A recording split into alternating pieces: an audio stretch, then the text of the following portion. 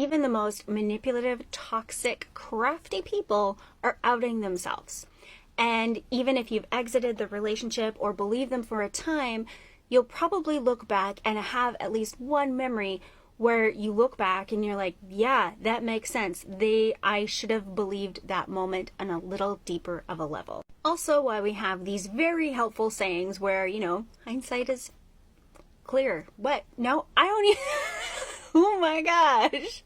Good Lord. Okay, so I'll just tell you a story where I looked back and was like, oh my goodness, they were outing themselves the entire time. So I went no contact with my parents, and both of whom were therapists. So they had very good knowledge of who they are, the relationship dynamic, and how they were treating all of us three kids very, very differently. Well, there was one moment where we were getting kicked out of the basement suite so they could buy my stepbrother's place, where they were like, we need to take you out for lunch and have a conversation because we are worried that you're going to stop talking to us. And at the time, it blew my mind because the idea that I could or should do that didn't occur to me. But it did to them, because they knew of all these other things that were going around in the background that I didn't want to see, wasn't willing to see, and I had no way of knowing.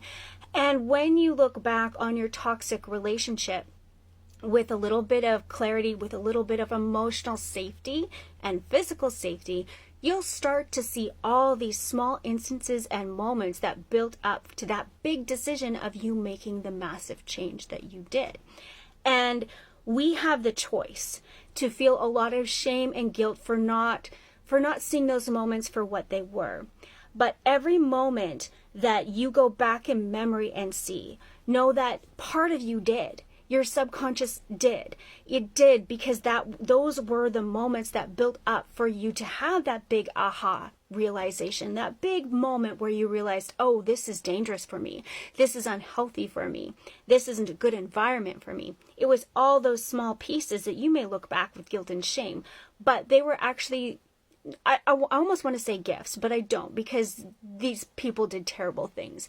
But I want to help you give yourself grace for realizing that all those moments that you might feel shame about not listening to yourself, they became loud enough that you did start to listen to yourself. And that is the takeaway I want you to have, is when you start listening to yourself, whenever that is in the relationship, that's a big, big deal. And I want you to honor that, because that helps you to choose you. And I want you to choose you, just like I needed me to choose me. And I do. I choose me.